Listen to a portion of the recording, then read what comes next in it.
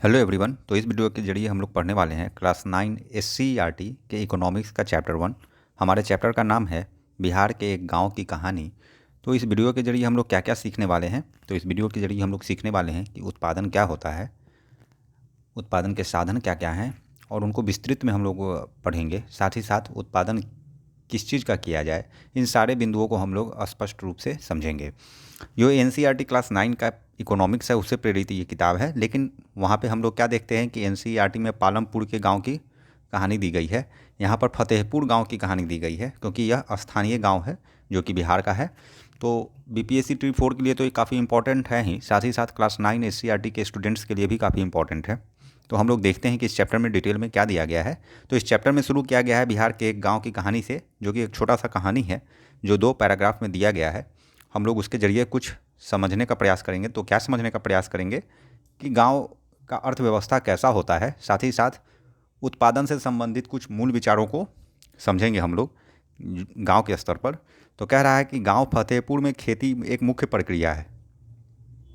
चूँकि हम लोग जानते हैं कि ग्रामीण परिवेश जो है या ग्रामीण अर्थव्यवस्था है वो कृषि से जुड़ा हुआ है।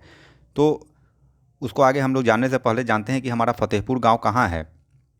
तो फतेहपुर गांव के बारे में कह रहा है कि फतेहपुर गांव अपने आस पड़ोस के गांवों और कस्बों से भली भांति जुड़ा हुआ है। इस गांव के पूरब में पुनपुन नदी है। तो ये ध्यान रखिएगा कि इसके पूरब में पुनपुन नदी है। तो पश्चिम में पटना गया मुख्य सड़क मार्ग है, जो पटना से मात्र 9 किलोमीटर की दूरी पर सड़क से पूरब की ओर स्थित है। तो ये लोकेशन है किसका, फतेहपुर गांव का। साथ ही साथ आप फतेहपुर गांव को समझेंगे तो ये फतेहपुर गांव नाम क्यों पड़ा। तो फतेहपुर गांव में श्री फतेश्वर नारायण सिंह एक प्रसिद्ध स्वतंत्रता सेनानी, कर्मठ एवं आदर्श व्यक्ति थे। उन्हीं के नाम पर इस गांव का नाम फतेहपुर पड़ा। अब हम अर्थव्यवस्था के दृष्टिकोण से देखते हैं। ये तो ज्योग्राफिकल और हिस्टोरिकल बैकग्राउंड हो गया। तो कह रहा है कि फतेहपुर जो गांव है वहाँ का मुख्य क्रिया क्या है। वहाँ का मुख्य क्रिया कृषि से जुड़ा हुआ है, जैसे पशुपालन, मुर्गी पालन, डेयरी, दुकानदारी, परिवहन आदि सीमित स्तर पर की जाती है। चूँकि आबादी भी कम होता है शहर के कंपेरिजन में, इसलिए जो विविध प्रकार के प्रोफेशंस हैं वो कम देखने को मिलेंगे। मुख्यतः ज़्यादातर लोग किस चीज़ पर निर्भर होंगे, तो कृषि पर निर्भर होंगे। इन उत्पादन क्रियाओं के लिए विभिन्न प्रकार के संसाधनों की आवश्यकता होती है, जिनमें मुख्य रूप से प्राकृतिक संसाधन, मानव निर्मित वस्तुएं, मानव प्रयास, मुद्रा आदि हैं। मतलब ये जो भी उत्पादन होगा गुड्स का या सर्विसेज का, वस्तुओं का या सेवाओं का, उनमें कुछ ना कुछ रिक्वायरमेंट होगी इनपुट की। वो इनपुट इन सारे फॉर्म में होता है। आगे कह रहा है फतेहपुर गांव की प्रारंभिक कहानी से स्पष्ट होगा कि गांव में इच्छित वस्तुओं और सेवाओं को उत्पादित करने के लिए विभिन्न प्रकार के संसाधन किस प्रकार से समायोजित होते हैं। तो आगे हम लोग क्या देखेंगे, आगे हम लोग यहाँ पर देखेंगे कि इस सड़क पर, प्रायः किस सड़क की बात कर रहा है, जो पटना के मात्र 9 किलोमीटर की दूरी पर सड़क से पूरब की ओर स्थित है। इस सड़क पर प्रायः बैलगाड़ी, मोटरसाइकिल, जीप, ट्रैक्टर, बस, ट्रक आदि देखे जा सकते हैं। इस गांव में विभिन्न जातियों के लगभग 1500 परिवार रहते हैं। गांव में अधिकांश लोग भूस्वामी हैं, जिनमें से कुछ बहुत बड़े परिवार के हैं। उनके मकान ईंट और सीमेंट से बने हुए हैं। ये गांव की आर्थिक सामाजिक दृष्टिकोण को दर्शा रहा है। गरीब लोगों की संख्या गांव की कुल जनसंख्या का 1/4 है। मतलब 1/4 हिस्सा गरीब लोगों का ही है आबादी का, जो गांव के एक कोने में काफ़ी छोटे से घरों में रहते हैं, जिनके मकान मिट्टी और फूस के बने हैं। सरकार द्वारा इंदिरा आवास योजना के तहत गरीब परिवार के लोगों को पक्के मकान की व्यवस्था की गई है। तो ध्यान रखिएगा, इंदिरा आवास योजना एक काफ़ी महत्वपूर्ण है, जिसका नाम अब बदल दिया गया है, प्रधानमंत्री आवास योजना कर दिया गया है। आगे आप देखेंगे कि राजधानी पटना से नज़दीक होने के कारण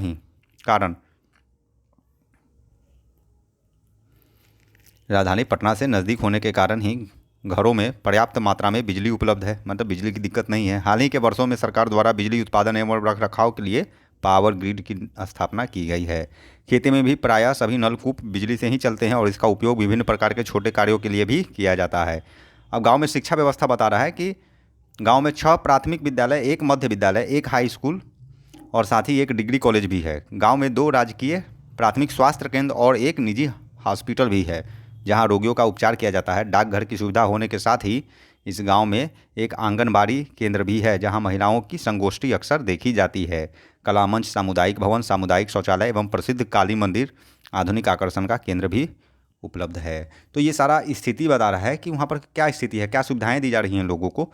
तो उपयुक्त विवरण से कह रहा है, आप यह स्पष्ट समझ चुके होंगे कि फतेहपुर गांव अन्य गांव कस्बों की तुलना में काफ़ी आधुनिक एवं उन्नत है। यहाँ सड़क, परिवहन के साधन, बिजली, सिंचाई, विद्यालय, कॉलेज, स्वास्थ्य केंद्र आदि सब कुछ एक विकसित रूप में है। इन सुविधाओं की तुलना आप अपने निकट के गांव में उपलब्ध सुविधाओं से कर सकते हैं और क्या अंतर पाते हैं यह आप विश्लेषण कर सकते हैं। आगे हम जानते हैं कि उत्पादन के द्वारा ही समाज में वस्तु एवं सेवाओं का सृजन होता है। मतलब उत्पादन के जरिए ही हम लोग क्या करते हैं, वस्तु एवं सेवाओं का सृजन करते हैं जो हमारी आवश्यकताओं को संतुष्ट करता है। गांव, कस्बा, शहर, राज्य, विश्व की ओर हम जब देखते हैं कि लोग अपने जीविकोपार्जन के लिए किसी न किसी प्रकार के कार्यों को में संलग्न होते हैं। खेतीहर किसान, खेत कारखानों में काम करने वाले मजदूर, कारीगर, शिक्षक, इंजीनियर, दुकानदार, ये भिन्न भिन्न वर्ग हैं जो अलग अलग प्रोफेशन में जुड़े हुए हैं। फतेहपुर की कहानी हमें किसी भी गांव में विभिन्न प्रकार की उत्पादन संबंधी गतिविधियों के बारे में बताती है। बिहार के गांवों में खेती ही उत्पादन की प्रमुख गतिविधि है। अन्य उत्पादक गतिविधि में जिन्हें गैर कृषि क्रियाएं कहा जाता है, जिनमें लघु विनिर्माण, परिवहन, पशुपालन, दुकानदारी, डेयरी आदि शामिल है। मतलब गैर कृषि क्रियाएं, तो याद रखिएगा गैर कृषि क्रियाएं। MCQ में आपसे 5 क्रिया का नाम दे देगा, बोलेगा इसमें से गैर कृषि क्रिया क्या है, तो आपको उसमें टिक मारना होगा। तो ध्यान रखेंगे हम लोग, गैर कृषि क्रिया वो है जो डायरेक्टली कृषि से संबंधित ना हो। जैसे उदाहरण के लिए परिवहन हो गया, पशुपालन हो गया, दुकानदारी हो गया, डेयरी हो गया, ये सब गैर कृषि क्रियाएं हैं। आगे आप क्या देखते हैं, खेती में आई नई तकनीक एवं क्रांति के बाद भी गांव के लोगों में आज भी कृषि के परंपरागत तरीके अधिक लोकप्रिय हैं। अब परंपरागत तरीका क्या हो गया, परंपरागत तरीका हो गया कि सिंचाई के लिए आप वर्षा के पानी पर निर्भर हैं, आप पुराने किस्म के बीज का इस्तेमाल कर रहे हैं, खेत जुताई के लिए आप बैलगाड़ी वगैरह का इस्तेमाल कर रहे हैं। मतलब आप आधुनिक तकनीक का इस्तेमाल नहीं कर रहे हैं। इसका मतलब है कि आप परंपरागत तरीके से खेती कर रहे हैं। तो अब मॉडर्न टेक्नोलॉजी आ गया है, ट्रैक्टर वगैरह का, थ्रेशर का इस्तेमाल होने लगा है, ड्रिप इरिगेशन सिस्टम आ गया है कि बूंद बूंद करके पानी पौधे के जड़ में डाला जाता है। तो ये सब आधुनिक कृषि का यंत्र है जिसका इस्तेमाल करके आधुनिक खेती किया जा रहा है आधुनिक ढंग से, जिससे उत्पादन काफ़ी बृहद स्तर पर बढ़ जा रहा है। तो उत्पादन क्या है, अब हम उत्पादन पर आएंगे। तो अर्थशास्त्र में उत्पादन का अर्थ उपयोगिता का सृजन करना है। उपयोगिता मतलब उसका यूटिलिटी, यूटिलिटी मतलब कि उसमें कुछ ना कुछ क्वालिटी ऐड करना। हम लोग क्वालिटी ऐड करते हैं ताकि वो हमारे आवश्यकता को संतुष्ट करता है, सेटिस्फाई करता है। उत्पादन के साधन को जानने से पूर्व हम उत्पादन के बारे में समझ स्थापित करने का प्रयास करेंगे। तो कह रहा है यह अर्थशास्त्र के अध्ययन का मुख्य भाग है। उत्पादन के द्वारा ही समाज में वस्तुओं एवं सेवाओं का सृजन होता है। मतलब उत्पादन के जरिए ही समाज में वस्तुओं एवं सेवाओं का सृजन होता है जो हमारी आवश्यकताओं को संतुष्ट करती है। परंतु यहाँ यह ध्यान रखना आवश्यक है कि उत्पादन का अर्थ किसी भौतिक वस्तु का निर्माण करना नहीं है। तो याद रखिएगा, ऑप्शन में दे सकता है कि उत्पादन का अर्थ भौतिक वस्तु का निर्माण करना नहीं है, बल्कि मनुष्य अपने आर्थिक प्रयासों से प्रकृति द्वारा उपलब्ध कराए गए पदार्थों के रूप में स्थान या अधिकार में परिवर्तन लाकर उन्हें अधिक उपयोगी बनाता है। मतलब जो चीज़ नेचर से हमको मिलती है उसके क्वालिटी में, उसके गुणवत्ता में हम लोग सुधार लाते हैं या उसको अपने इच्छा अनुसार परिवर्तित करते हैं ताकि वह हमारे ज़रूरत को पूरा कर सके। ऐसा नहीं है कि हम लोग कुछ नया बना देते हैं। जैसे गेहूं का अगर हम उदाहरण लेंगे तो हम लोग गेहूं का उत्पादन नहीं करते हैं। गेहूं तो प्रकृति हमें देती है, उसके रूप को मॉडिफाई कर देते हैं हम लोग, उसको आटा बना देते हैं, उससे हम लोग चोकर बनाने का काम करते हैं, उससे हम लोग सूजी बनाने का काम करते हैं, उससे हम लोग अलग अलग चीज़ बनाते हैं ताकि हमारे अलग अलग ज़रूरतों को, आवश्यकताओं को वो पूरा कर सके। इसी प्रकार अन्य चीज़ भी है, उदाहरण के लिए आप खुद देख सकते हैं, समझ सकते हैं। कह रहा है आर्थिक दृष्टि से हम इसे ही उत्पादन कहते हैं। तो इकोनॉमिक्स के हिसाब से उत्पादन हम इसी को कहते हैं। उत्पादन का मतलब इकोनॉमिक्स के हिसाब से क्या होता है कि हम लोग सेवाओं का या वस्तुओं में गुणवत्ता का सृजन करते हैं, उस वस्तु को अपने आवश्यकता अनुसार बदल देते हैं। ऐसा नहीं है कि हम लोग कोई नया ही वस्तु बना देते हैं, क्योंकि प्रकृति से इतर आप कोई काम कर ही नहीं सकते हैं। जो प्रकृति देती है उसी दिए गए चीज़ों में हम लोग कुछ न कुछ अपने स्किल, अपना नॉलेज ऐड करके उसको हम लोग बदलते हैं, उसके रूप को मॉडिफाई करते हैं। उदाहरण के लिए एक बढ़ई जब लकड़ी को काट छाँट कर उससे टेबल या कुर्सी बनाता है तो उसे उत्पादन कहा जाएगा। क्यों? क्योंकि इससे लकड़ी की उपयोगिता बढ़ जाती है। अब पेड़ पर तो चढ़ के हर लोग बैठेगा नहीं, उस पेड़ के लकड़ी को काट करके जब आप प्रॉपर शेप देते हैं तभी वह उपयोगी हो पाता है, तो उस पर सभी लोग बैठ सकते हैं। तो आप उपयोगिता सृजन कर रहे हैं वहाँ पर। अर्थशास्त्र के इस भाग में उत्पादन के साधनों पर भी चर्चा की जाएगी। अब उत्पादन के साधन क्या है तो हम लोग उसको देखते हैं। कह रहा है वस्तुओं तथा सेवाओं के उत्पादन के लिए जो कुछ साधनों की आवश्यकता पड़ती है जिन्हें उत्पादन के साधन कहा जाता है। मतलब जिन भी चीज़ों का हम लोग यूज करेंगे उत्पादन करने के लिए उन्हें ही हम लोग उत्पादन का साधन कहेंगे। अर्थात जो उत्पादन की क्रिया में सहयोग देता है वही उत्पादन का साधन है। अब उदाहरण के लिए कह रहा है, अन्न उपजाने के लिए भूमि की ज़रूरत होती है, हल बैल की ज़रूरत होती है, बीज मजदूर, सिंचाई, दवाई इत्यादि की आवश्यकता पड़ती है। ये सारे उत्पादन के साधन हैं। लेकिन जब इकोनॉमिक्स आप पढ़ते हैं तो इकोनॉमिक्स में यहाँ पर चैप्टर में 5 बताया गया है। कहीं कहीं पर आप देखेंगे ज़्यादातर जगहों पर 4 ही उत्पादन के साधन बताए गए हैं, लेकिन SCERT के हिसाब से 5 उत्पादन के साधन बताए गए हैं। पहला भूमि, दूसरा श्रम, तीसरा पूंजी, चौथा ऑर्गेनाइजेशन, पाँचवा उद्यम। कहीं कहीं पर ये ऑर्गेनाइजेशन जो है इसको गायब कर दिया गया है, कहीं कहीं पर नहीं, ज़्यादातर जगहों पर। ठीक है, तो उत्पादन के साधन यहाँ पर क्या बताया है? 5, 1, 2, 3, 4, 5। Land, labour, capital, organisation, enterprise. अब इन्हीं पाँचों को हम लोग विस्तृत पूर्वक पढ़ेंगे इस चैप्टर में, जो कि बहुत ही अच्छे ढंग से लिखा गया है। कि लैंड के बारे में कह रहा है कि उत्पादन के लिए सर्वप्रथम भूमि की आवश्यकता पड़ती है। साधारण अर्थ में भूमि से हमारा मतलब जमीन तथा उसके ऊपरी सतह से होता है, लेकिन अर्थशास्त्र में इस भूमि का मतलब बदल जाता है। अब क्या हो जाता है? अर्थशास्त्र में भूमि से मतलब प्रकृति प्रदत्त सारे मुफ्त उपहारों से है, प्रकृति द्वारा दिए गए सारे मुफ्त उपहारों से है। इस प्रकार भूमि के अंतर्गत हम लोग क्या क्या चीज़ को कंसीडर करते हैं, क्या क्या चीज़ को रखते हैं? तो भूमि की ऊपरी सतह के अतिरिक्त पहाड़, जंगल, नदी, समुद्र, हवा, धूप, खनिज आदि सभी को हम लोग भूमि में ही मानते हैं। अर्थात प्रकृति द्वारा मुफ्त में दी गई चीज़ों को भूमि कहा जाता है। प्रकृति के इन मुफ्त उपहारों से सर्वदा उत्पादन में सहायता मिलती है। भूमि उत्पादन का एक निष्क्रिय, यहाँ से MCQ बनता है, याद रखना है कि भूमि एक निष्क्रिय साधन है उत्पादन का। निष्क्रिय मतलब पैसिव फैक्टर। दो प्रकार के फैक्टर होते हैं, दो प्रकार के साधन हैं, एक एक्टिव और एक पैसिव। एक्टिव और पैसिव। तो भूमि कैसा है? भूमि पैसिव फैक्टर है, मतलब निष्क्रिय फैक्टर है, निष्क्रिय साधन है, लेकिन फिर भी इसे उत्पादन का एक मौलिक साधन माना जाता है। अब हम लोग मार्शल का सिद्धांत देखेंगे कि मार्शल के अनुसार भूमि का मतलब केवल जमीन की ऊपरी सतह से ही नहीं है, वरन उन सभी पदार्थों तथा शक्तियों से है जिन्हें प्रकृति ने मानव की सहायता के लिए भूमि, जल, वायु, आकाश तथा गर्मी के रूप में निःशुल्क प्रदान किया है। भूमि एक प्राकृतिक संसाधन है, अतः इसका सावधानीपूर्वक प्रयोग करने की जरूरत है। अब यहाँ पर क्या याद रखना है कि भूमि कैसा साधन है? तो निष्क्रिय साधन है, पैसिव फैक्टर है। याद रखिएगा, पूछेगा, निश्चित ही पूछना है।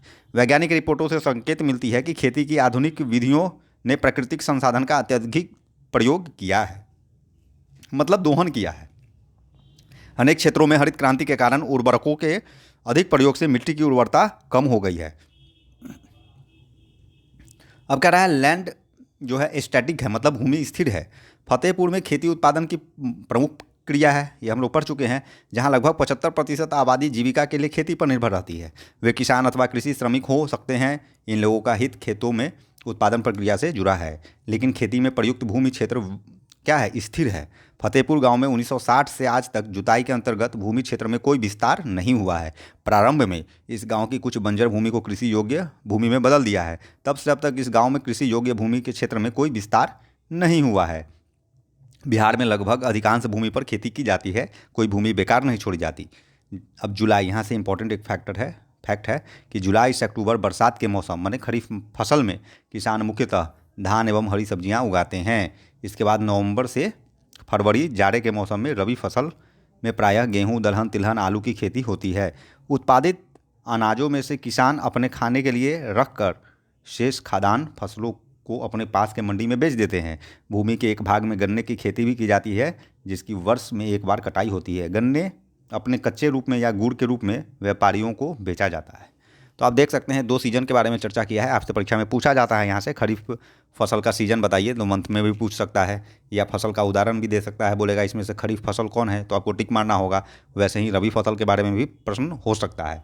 तो ये इस प्रकार से हम लोग भूमि के महत्व को समझ रहे हैं कि किस प्रकार से भूमि एक पैसिव फैक्टर है, लेकिन फिर भी महत्वपूर्ण है।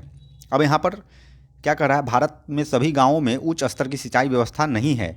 नदियों, मैदानों के अतिरिक्त हमारे देश में तटीय क्षेत्रों में अच्छी सिंचाई होती है। इसके विपरीत पठारी क्षेत्रों जैसे दक्षिण पठार में सिंचाई कम होती है। पठारी क्षेत्र में सिंचाई कम होती है। देश में आज भी कुल कृषि क्षेत्र के 40% से भी कम क्षेत्र में ही सिंचाई होती है। शेष क्षेत्रों में खेती मुख्यतः वर्षा पर निर्भर है, इसलिए प्रोडक्शन फ्लक्चुएट करता है, क्योंकि आज भी हम लोग ट्रेडिशनल मेथड पे ही ज़्यादातर निर्भर हैं। अब कह रहा है बहुविध फसल प्रणाली, मतलब मल्टीपल क्रॉपिंग सिस्टम बड़ा ही इंपॉर्टेंट है। खेत के अच्छे उपयोग के लिए, ज़्यादा आउटपुट के लिए हम लोग इस मेथड का यूज करते हैं ताकि ज़्यादा उपज हो सके। कह रहा है एक वर्ष में किसी भी भूमि पर एक से ज़्यादा फसल पैदा करने को बहुविधि या बहुविध फसल प्रणाली कहते हैं। यह भूमि के किसी एक टुकड़े में उपज बढ़ाने का सबसे सामान्य प्रणाली है। फतेहपुर के प्रायः सभी किसान कम से कम 2 मुख्य फसलों का उत्पादन करते हैं। कई किसान तो पिछले कई वर्षों से तीसरी फसल के रूप में आलू एवं अन्य हरी सब्जियों का भी उत्पादन करने लगे हैं। इससे ज़मीन पर जोर ज़्यादा पड़ता है क्योंकि उसका न्यूट्रिएंट्स घट जाता है। ज़मीन को खाली भी छोड़ना काफ़ी ज़रूरी है। तो हम लोग क्या देखते हैं कि किसानों में भूमि किस प्रकार वितरित है, डिस्ट्रीब्यूशन ऑफ लैंड। तो आपने यह जान लिया होगा कि खेती के लिए भूमि कितना महत्वपूर्ण है। दुर्भाग्यवश खेती के काम में लगे सभी लोगों के पास खेती के लिए पर्याप्त भूमि नहीं है। 60-70 के दशक में मुरारी नामक किसान के पास 3 हेक्टेयर भूमि थी, जिनमें से अधिकतर असिंचित भूमि थी। अपने तीनों पुत्र की मदद से मुरारी इस भूमि पर खेती करता था। यद्यपि वे बहुत आराम से नहीं कर रहे थे, लेकिन परिवार अपनी 2 भैंसों के दूध को बेचकर होने वाले कुछ अतिरिक्त आय के द्वारा अपना गुजारा कर रहा था। मुरारी की मृत्यु के पश्चात जब मुरारी गुजर जाता है तो भूमि उसके तीनों पुत्र में बढ़ जाती है। आप देख रहे थे 3 हेक्टेयर था, 1-1 हेक्टेयर सबका हिस्सा हो गया। परंतु बेहतर सिंचाई व्यवस्था और खेती की आधुनिक विधियों के बावजूद मुरारी के बेटे अपनी 1 हेक्टेयर जमीन पर खेती कर ठीक ढंग से गुजारा नहीं कर पा रहे थे। वर्ष के कुछ महीनों में उन्हें अतिरिक्त कार्य करने के लिए, अपना भरण पोषण करने के लिए इस गांव कुछ न कुछ अलग करना पड़ रहा था। इस गांव में कुछ किसानों के पास अधिक भूमि है, किंतु बढ़ती जनसंख्या तथा बढ़ते परिवार के कारण भूमि का वितरण असमान है। अर्थात कुछ के पास अधिक और बहुसंख्यक के पास कम भूमि है। इस गांव में भूमि का असमान वितरण है। इसी गांव में नहीं, हर जगह डिस्ट्रीब्यूशन ऑफ लैंड जो है आपको देखने को असमान देखने को मिलेगा। आगे हम लोग तो ये फैक्टर हम लोग क्या देखे थे ये भूमि के बारे में। भूमि में हम किन किन चीज़ों को कंसीडर करते हैं इस चीज़ को समझे हैं। मार्शल भूमि के बारे में क्या कहता है हम इस चीज़ को भी देखे हैं। साथ ही साथ भूमि एक्टिव है या पैसिव फैक्टर है प्रोडक्शन का, ये भी हम लोग समझ चुके हैं। परीक्षा में यहाँ से क्वेश्चन बनता है। आगे हम लोग लेबर के बारे में देखेंगे कि श्रम उत्पादन का दूसरा महत्वपूर्ण साधन है। श्रम के बिना किसी भी प्रकार का उत्पादन संभव नहीं है। अध्ययन के दृष्टि से श्रम 2 प्रकार का होता है, एक शारीरिक मतलब फिजिकल लेबर और दूसरा मानसिक श्रम माने मेंटल लेबर। उत्पादन में शारीरिक तथा मानसिक दोनों श्रम का उपयोग किया जाता है। उत्पादन में श्रम को उत्पादन का सक्रिय साधन माना जाता है। याद रखिएगा, एग्रीकल्चर पैसिव था, लेकिन श्रम क्या है, सक्रिय है, एक्टिव साधन है, एक्टिव फैक्टर है। कहा जाता है लेकिन उत्पादन के साधन के रूप में शारीरिक अथवा मानसिक श्रम आर्थिक उद्देश्य से किए जाने चाहिए। मतलब तभी आप उत्पादन में लेबर को कंसीडर कर सकते हैं कि लेबर जो है आपको प्रोडक्शन का फैक्टर है। इसे आप तभी कह सकते हैं जब इकोनॉमिक पॉइंट ऑफ व्यू से किया जा रहा हो, अगर नहीं तो व्यर्थ है। अब जैसे घर में हमारी मम्मी खाना बनाती है तो उनका मेहनत कैसा है, उनका मेहनत नॉन इकोनॉमिक फैक्टर हो जाएगा। क्योंकि पैसे के लिए नहीं खाना बना रही है, सेवा भाव है, प्रेम भाव है, इसलिए। अर्थात भूमि के अतिरिक्त श्रम उत्पादन का दूसरा आवश्यक साधन है। उत्पादन के लिए बहुत ज़्यादा परिश्रम की आवश्यकता होती है। खेती के लिए छोटे किसान अपने परिवारों के साथ अपने खेत में स्वयं काम करते हैं। इस तरह वह खेती के लिए आवश्यक श्रम की व्यवस्था स्वयं ही करते हैं। मझोले और बड़े किसान अपने खेतों में काम करने के लिए दूसरे श्रमिकों को मजदूरी पर लाते हैं। प्रायः खेतों में काम करने वाले श्रमिकों या तो भूमिहीन परिवारों के होते हैं या सीमांत किसानों के होते हैं। शायद ही किसी श्रमिक के पास अपनी भूमि होती है। प्रायः वे दूसरे के खेतों में कार्य कर अपना परिवार का जीविकोपार्जन करते हैं। खेतों में काम करने वाले श्रमिकों का उगाई गई फसल पर कोई अधिकार नहीं होता है जैसा किसानों का होता है, बल्कि उन्हें उन किसानों द्वारा मजदूरी मिलती है। मतलब दूसरे के खेत में काम करने गए, वहाँ उस जो फसल कट रहा है वो फसल तो उस किसान का है जिसका ज़मीन है, खेत है, तो इनको क्या मिल रहा है, तो इनको मजदूरी मिल रहा है। मजदूरी नगद या अनाज के रूप में भी हो सकता है। मार्शल के अनुसार श्रम का मतलब मनुष्य के आर्थिक कार्य से है, चाहे वह हाथ से किया जाए या मस्तिष्क से किया जाए। मतलब आर्थिक कार्य होना चाहिए, इकोनॉमिक एक्टिविटी होना चाहिए, जिससे धन का उपार्जन हो रहा है। अगर आप कोई सेवा भाव से कोई काम कर रहे हैं तो वो इकोनॉमिक एक्टिविटी में नहीं होगा, चाहे आप कितना भी श्रम कर दें उस काम के लिए। यहाँ पर 2 चार्ट दिया गया है, पाई चार्ट के जरिए समझाया गया है कि 2 हेक्टेयर से अधिक ज़मीन वाले कितने लोग हैं, 2 हेक्टेयर से कम ज़मीन वाले कितने लोग हैं। तो आप देख सकते हैं ये कृषि क्षेत्र है, टोटल दर्शाया गया है यहाँ पर मझोले और बड़े कृषक और छोटे कृषकों को। तो आप देख सकते हैं, इसको आप समझ सकते हैं। आगे हम लोग पूंजी के बारे में समझेंगे कि साधारण बोलचाल की भाषा में पूंजी का मतलब रुपए पैसे से लगाया जाता है, लेकिन अर्थशास्त्र में पूंजी शब्द का प्रयोग का व्यापक अर्थ है। अर्थशास्त्र में पूंजी का मतलब मनुष्य द्वारा उत्पादित धन के उस भाग से है जिसका प्रयोग अधिक धन के उत्पादन के लिए किया जाता है। मतलब इन्वेस्टमेंट के लिए जो पैसा आप निकालते हैं अपने इनकम में से, वही पूंजी है। पूंजी वो नहीं है जिसको आप खर्च करने वाले हैं अपने ज़रूरत को पूरा करने के लिए। इस प्रकार बीज, कच्चा माल, मशीन, कारखाने, मकान आदि पूंजी के अंतर्गत आते हैं। द्रव्य के केवल उसी भाग को पूंजी में सम्मिलित किया जाता है जिसका उपयोग पुनः उत्पादन के लिए किया जा सकता है। मतलब आप जिसको इन्वेस्टमेंट के रूप में इन्वेस्ट कर सकते हैं, वो पैसा ही आप पूंजी के रूप में देखेंगे, कैपिटल के रूप में देखेंगे, उस पैसा को नहीं जो आप अपने ज़रूरत के आवश्यकताओं को पूरा करने के लिए भी निकाल रहे हैं। तो दूसरे शब्द में धन्य का वह अंश जिसका प्रयोग पुनः उत्पादन के लिए किया जाता है उसे ही पूंजी कहते हैं। इस तरह हम कह सकते हैं पूंजी उत्पादन का एक प्रमुख साधन है जिसके अंतर्गत मुद्रा अथवा वस्तुओं का भंडार होता है जिसका प्रयोग उत्पादन के लिए किया जाता है। उत्पादन के साधन में पूंजी की अपनी एक अहम भूमिका है। बिना पूंजी के किसी भी वस्तु एवं सेवाओं का उत्पादन कर पाना संभव नहीं है। हम पहले ही देख चुके हैं कि खेती के आधुनिक तरीकों के लिए बहुत अधिक पूंजी की आवश्यकता होती है। अब किसानों को पहले की अपेक्षा ज़्यादा पैसे चाहिए। अब यहाँ पर आप मार्शल के विचार को समझ सकते हैं कि मार्शल के अनुसार प्रकृति की निःशुल्क देन को छोड़कर वह सब संपत्ति जिससे आय प्राप्त होती है वह पूंजी कहलाती है। मतलब प्रकृति हमको जो कुछ भी फ्री में दे रही है, चाहे हवा हो, पानी हो, धूप हो, ज़मीन हो, उन सब के अलावा जो भी चीज़ है वो सब क्या है, पूंजी है। आगे पूंजी की व्यवस्था के बारे में आप देखेंगे कि अधिसंख्यक छोटे किसानों को पूंजी की व्यवस्था करने के लिए पैसे उधार लेने पड़ते हैं। वे बड़े किसानों से या गांव के साहूकारों अथवा खेती के लिए विभिन्न सामानों की पूर्ति करने वाले व्यापारियों से कर्ज लेते हैं। ऐसे कर्जों पर ब्याज की दर बहुत ऊंची होती है और कर्ज चुकाने में उन्हें काफ़ी दिक्कतों का सामना करना पड़ता है। छोटे किसानों के विपरीत मझोले और बड़े किसानों को खेती से बचत होती है। इस तरह वह खेती या वस्तुओं एवं सेवाओं का उत्पादन करके आवश्यक पूंजी की व्यवस्था कर लेते हैं। कौन? तो मझोले और बड़े किसान। आगे यहाँ सविता की कहानी दिया गया है कि सविता एक लघु कृषक है। वो अपनी 1 हेक्टेयर ज़मीन पर गेहूँ पैदा करने की योजना बनाती है। बीज और कीटनाशकों के अतिरिक्त उसे सिंचाई के लिए पानी और औजारों की ज़रूरत होती है। उसका अनुमान है कि कार्यशील पूंजी के रूप में उसे 3,000 रुपये चाहिए। उसके पास पैसा नहीं है, इसलिए वह एक बड़े किसान तेजपाल सिंह से कर्ज लेने का निर्णय लेती है। तेजपाल सिंह सविता को 24% प्रति माह की दर पर 4 महीने के लिए कर्ज देने को तैयार हो जाता है, जो ब्याज की एक बहुत ऊंची दर है। सविता को यह भी वचन देना पड़ता है कि वह कटाई के मौसम में उसके खेतों में एक श्रमिक के रूप में 35 रुपये प्रतिदिन पर काम करेगी। आप भी कह सकते हैं कि यह मजदूरी बहुत कम है। सविता जानती है कि उसे अपने खेत की कटाई पूरी करने में बहुत मेहनत करनी पड़ेगी।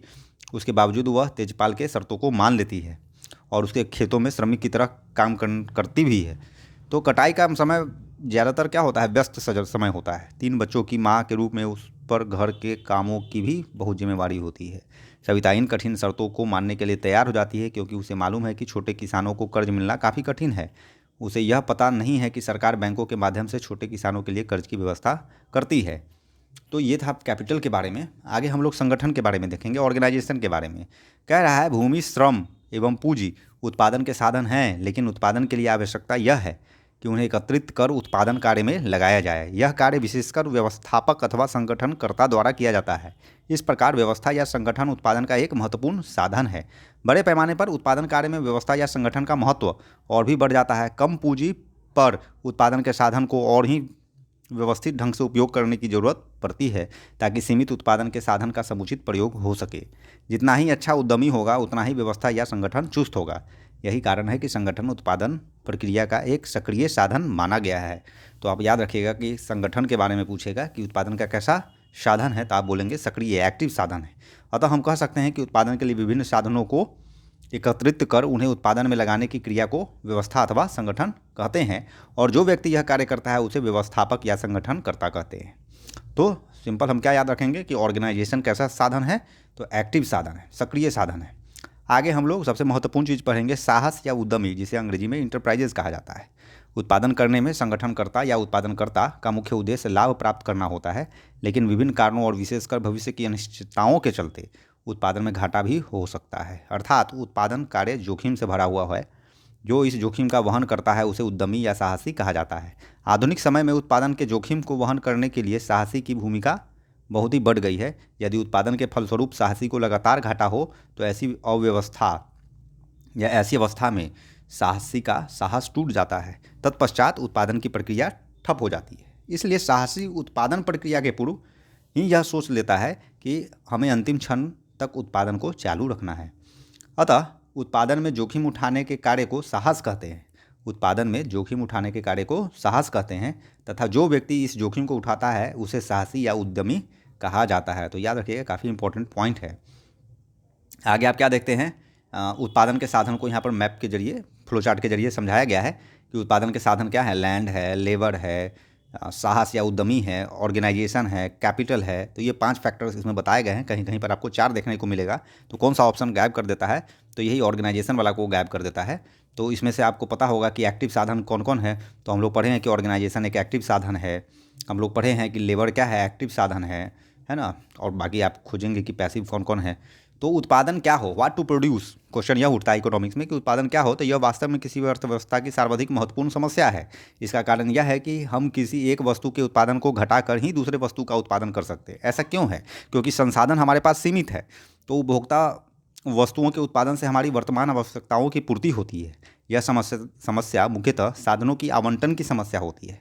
जैसा हमने ऊपर देखा है कि किसी देश के सीमित साधनों का कई प्रकार से प्रयोग किया जा सकता है। अब उदाहरण से समझाया गया है कि एक अर्थव्यवस्था की उपलब्ध भूमि में हम चावल, गेहूं, मकई आदि खाद्यान्न वस्तुओं का उत्पादन कर सकते हैं, अथवा गन्ना, जूट, दलहन, तिलहन, कपास आदि कच्चे माल का जिनका उद्योग धंधों में प्रयोग होता है उसका उत्पादन कर सकते हैं। तो 2 विकल्प है हमारे पास उत्पादन का, या तो हम गेहूँ, मक्का, चावल उपजाएं, या हम गन्ना, जूट, दलहन, तिलहन, कपास उपजाएं। ये खाने के उपयोग में आता है, ये व्यवसाय करने के उपयोग में आता है। तो क्या होता है, इस भूमि पर हम कल कारखानों आदि का भी स्थापना कर सकते हैं। ये तीसरा विकल्प है। किसी भूमि पर आप चावल, गेहूँ, मकई का उत्पादन कीजिए, या उसी भूमि पर आप गन्ना, जूट, दलहन, तिलहन, कपास का उत्पादन कीजिए, या उसी भूमि पर आप फैक्ट्री लगाइए। उसी प्रकार किसी देश के लोहा एवं इस्पात का प्रयोग अस्त्र शस्त्र के निर्माण में हो सकता है, या मशीन उपकरणों के उत्पादन के लिए किया जा सकता है, या उसका प्रयोग मकान, पुल, मॉल, बाजार आदि के निर्माण के लिए किया जा सकता है। अर्थात स्पष्ट है कि उत्पादन के साधनों का कई प्रकार से उपयोग किया जा सकता है। तो कह रहा है उत्पादन के साधनों की महत्ता क्या है, इंपॉर्टेंस क्या है। तो इसको हम लोग देखते हैं। तो वास्तव में देखा जाए तो समय एवं आर्थिक विकास के साथ साथ उत्पादन के विभिन्न साधनों के सापेक्षिक महत्व में अंतर हुआ है। आदिकाल में मनुष्य जब जंगलों में रहता था तो फल तोड़कर, शिकार तथा झरनों का जल पीकर अपना जीवन यापन कर लेता था। इस सब कार्य में श्रम की आवश्यकता पड़ती थी। फिर भी श्रम की अपेक्षा भूमि का अधिक महत्व था। लेकिन आबादी बढ़ने के साथ मनुष्य को इन चीज़ों को प्राप्त करने के लिए अधिक मेहनत की आवश्यकता पड़ी तथा वे स्वयं फल तथा अनाजों का उत्पादन करने लगा। इस प्रकार धीरे धीरे श्रम का महत्व बढ़ गया। खेती, कल कारखाने इत्यादि कार्य करने तथा उत्पादन को बढ़ाने के लिए मनुष्य को पूंजी की आवश्यकता हुई। आज सभ्यता एवं आर्थिक विकास के बड़े पैमाने पर उत्पादन कार्य होता है तथा पूंजी उत्पादन का एक महत्वपूर्ण साधन हो गया है। लेकिन बड़े पैमाने पर उत्पादन के इस युग में उत्पादन के विभिन्न साधनों जैसे भूमि, श्रम, पूंजी को एकत्रित कर उन्हें उत्पादन में लगाने की आवश्यकता पड़ती है। यह काम व्यवस्थापक तथा संगठनकर्ता करता है। अतः आज व्यवस्था अथवा संगठन उत्पादन का एक महत्वपूर्ण साधन बन गया है। ये तो हम लोग पढ़ चुके हैं। व्यवस्था को भी एक प्रकार का श्रम माना जाता है, क्योंकि व्यवस्थापक संगठनकर्ता भी उत्पादन के एक अच्छे किस्म का श्रम प्रदान करता है। इसके अतिरिक्त हम देख चुके हैं कि आधुनिक उत्पादन प्रणाली में बहुत जोखिम है। अतः इस जोखिम को सहन करने के लिए व्यवस्था तथा संगठन के अतिरिक्त साहसी की आवश्यकता पड़ती है। आजकल उत्पादन के साधन के रूप में साहस के महत्व को कम नहीं समझा जा सकता है। इस प्रकार उत्पादन के साधनों के सापेक्षिक महत्व के संबंध में कोई निश्चित निर्णय नहीं दिया जा सकता है। वास्तविकता तो यह है कि जिस प्रकार मनुष्य के शरीर के सभी अंग बराबर होते हैं, उसी प्रकार उत्पादन के सभी साधनों के सहयोग की भी आवश्यकता पड़ती है, नहीं तो उत्पादन नहीं संभव है। उत्पादन तथा उपयोगिता सृजन के तरीके के बारे में कहा गया है कि रूप उपयोगिता, स्थान उपयोगिता, समय उपयोगिता, स्वामित्व उपयोगिता, सेवा उपयोगिता, ज्ञान उपयोगिता। तो आप देख सकते हैं इस प्रकार से उपयोगिता, उत्पादन तथा उपयोगिता सृजन के तरीके बताया गया है। तो 6 तरीका बताया गया है। तो आपको ये 6 तरीका याद रहना चाहिए, क्योंकि एमसीक्यू में पूछा जा सकता है। इसमें से कोई हटा देगा, दूसरा डाल देगा, तो आपको 6 का नाम ध्यान में होना चाहिए, तभी आप लगा सकते हैं। वस्तुओं एवं सेवाओं का वर्गीकरण। वस्तु और सेवाओं का वर्गीकरण करा है। वस्तुएं कई प्रकार की होती हैं और एक अर्थव्यवस्था में अनेक प्रकार की वस्तुएं एवं सेवाओं का उत्पादन होता है। लेकिन बड़े स्तर पर, बृहद स्तर पर हम लोग वस्तुओं को 2 वर्गों में विभाजित करते हैं। पहला उपभोग की वस्तुएं, दूसरा उत्पादन वस्तुएं, माने कंज्यूमर गुड और प्रोड्यूसर गुड। नाम से ही स्पष्ट है। उपभोग वाला मतलब जिसका हम लोग उपभोग कर लेते हैं। उत्पादक मतलब जो उत्पादन में मदद करता है, आगे फिर से उत्पादन करने में मदद करता है। तो कह रहा है उपभोग की वस्तुएं वे हैं जिनका प्रत्यक्ष रूप से मानवीय आवश्यकताओं की संतुष्टि के लिए उपयोग किया जाता है, जैसे भोजन हो गया, वस्त्र हो गया, मकान हो गया, पुस्तक, कलम, रेडियो आदि उपभोग की वस्तुएं हैं। ये वस्तुएं भी 2 प्रकार की होती हैं, एकल प्रयोग की या गैर टिकाऊ वस्तुएं, या टिकाऊ वस्तुएं। मतलब एक टिकने वाला होता है और एक गैर टिकाऊ होता है। जैसे खाद्य एवं पेय पदार्थ इत्यादि उपभोग की गैर टिकाऊ वस्तु है। मतलब ज़्यादा देर तक आप इसको होल्ड नहीं कर सकते हैं, खाने पीने वाले चीज़ को आप खपत कर लिए, उसका काम खत्म, रखिएगा बर्बाद होगा। जिनका हमारी आवश्यकताओं की संतुष्टि के लिए केवल एक ही बार प्रयोग किया जा रहा है। अब ठंडा है तो एक बार पी लिए, ऐसा थोड़ी ना कि फिर पीने के बाद दूसरे को पिला दीजिएगा। इसके विपरीत जैसे मकान हो गया, साइकिल हो गया, टेलीविज़न हो गया, ये टिकाऊ वस्तु है जिसका लंबे समय तक उपभोग किया जा सकता है। वहीं उत्पादक वस्तुएं उन वस्तुओं को कहते हैं जिनका अधिक उत्पादन अथवा आय प्राप्त करने के लिए उपयोग किया जा सकता है। इस प्रकार की वस्तुएं अर्थव्यवस्था की उत्पादन क्षमता में वृद्धि करता है। उत्पादक वस्तुएं भी गैर टिकाऊ तथा टिकाऊ होती हैं। कच्चा माल, खाद, बीज इत्यादि गैर टिकाऊ उत्पादक वस्तुएं हैं, ज़्यादा दिन तक नहीं टिक सकता, एक समय अवधि है। वहीं दूसरी ओर मशीन, संयंत्र, यंत्र, उपकरण आदि टिकाऊ वस्तुएं हैं जो काफ़ी समय तक उत्पादन कार्य में सहायक होती हैं। तो आप समझ सकते हैं उत्पादन के टिकाऊ और गैर टिकाऊ वस्तुएं। आगे हम लोग क्या देखते हैं, विभिन्न प्रकार के वस्तुओं का उत्पादन। उपभोग की वस्तुओं के बारे में कह रहा है, कंज्यूमर गुड्स के बारे में, कि इसको आप लोग कितने प्रकार से क्लासीफाई कर सकते हैं। एकल प्रयोग मतलब सिंगल यूज, और नॉन ड्यूरेबल जो ज़्यादा देर तक टिकाऊ ना हो। वहीं दूसरा आपका टाइप क्या हो सकता है, ड्यूरेबल जो टिकाऊ वस्तुएं होती हैं। आगे कह रहा है एकल प्रयोग की या गैर टिकाऊ वस्तुएं, ये किसका कैटेगराइजेशन है, किसका डिवीजन है, तो उत्पादक वस्तुओं का। इसको भी आप दो प्रकार से डिवाइड कर सकते हैं, एक नॉन ड्यूरेबल और एक ड्यूरेबल। मतलब एक गैर टिकाऊ और एक टिकाऊ। गैर टिकाऊ का उदाहरण हम लोग देख सकते हैं बीज वगैरह, और ड्यूरेबल में आप किसको रख सकते हैं, संयंत्र, मशीनरी आदि जो जल्दी ख़राब नहीं होता है। तो इस प्रकार से आप देख रहे हैं, यहाँ पर सारांश दिया गया है कि उत्पादन का अर्थ क्या है। तो अर्थशास्त्र में उत्पादन का अर्थ उपयोगिता का सृजन करना है। उत्पादन के साधन क्या है, तो 5 है, भूमि, श्रम, पूंजी, व्यवस्था, साहस। अर्थव्यवस्था में इन सभी उत्पादन के साधनों का समान महत्व है। किसी देश, राज्य, शहर या गांव के व्यक्तित्व, सामाजिक, आर्थिक एवं राष्ट्रीय जीवन में उत्पादन का बहुत ही महत्व है। गांव में खेती उत्पादन का मुख्य क्रिया है। तो इन सब चीज़ों को हम लोग उसमें ही समझ चुके हैं। तो ये था चैप्टर। आगे हम लोग नेक्स्ट वीडियो में इसका प्रश्न उत्तर करेंगे। तो अगर वीडियो पसंद आ रहा है तो चैनल को सब्सक्राइब कीजिए, वीडियो को लाइक कीजिए, शेयर कीजिए। Thank you.